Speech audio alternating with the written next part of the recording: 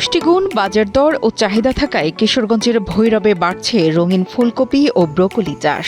আতকাপাড়া গ্রামের কৃষক কবির মিয়া তার প্রতিবেশী কৃষকের জমিতে রঙিন ফুলকপি দেখে নিজের জমিতে আবাদ করতে আগ্রহী হয়ে ওঠেন।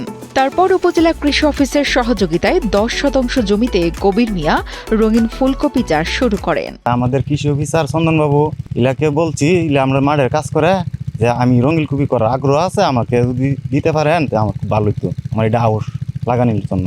তারপর এই বছর হঠাৎ করে বলতেছে একদিনকা, আপনি তো বলছিলেন রঙিন কপি চাষ করলে, এখন আমার কাছে বিষ আছে, আপনি যদি করেন তাহলে করতে পারেন। একই এলাকার আরেক কৃষক তার ছেলেকে সাথে নিয়ে 8% জমিতে ক্রাউন জাতের ব্রোকলি চাষ করছেন। 1500 সারা দিছে, এরপর মার্চিং দিছে, তা আমরা নতুন এই বছর করছি। তো করাতে গিয়ে আমরা 8-10 হাজার টাকা খরচ গেছে। এইভাবে কামলা টামলা মিলাই এসে হয় খরচ। তা ইনশাল্লাহ তা খুবই আমরা ভালোই ফলন দিতেছে। দেশের মানুষের দৃষ্টিশক্তিকে সুরক্ষিত রাখার প্রত্যয় নিয়ে এলো সেফ এলইডি লাইট।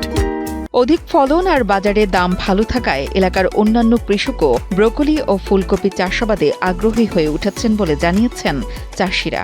বাজারও এটির প্রচুর চাহিদা রয়েছে ব্রোকলির, এবং আমার থেকে দেখে অনেক কৃষকরাই আগ্রহ হয়েছে যে তারাও সামনের বছর এই ব্রোকলি চাষ করবে, এবং আমি নিজেও লাভবান হতে পারলে আরও জমি চাষ করব ইনশাল্লাহ। উপজেলা কৃষি অফিস সূত্রে জানা যায়, ভৈরব উপজেলার কালিকা প্রসাদ সহ বিভিন্ন ইউনিয়নে ময়মনসিংহ অঞ্চলের কৃষি উন্নয়ন প্রকল্পের আওতায় কৃষকেরা 45% জমিতে ব্রোকলি ও রঙিন ফুলকপি চাষ করেছেন।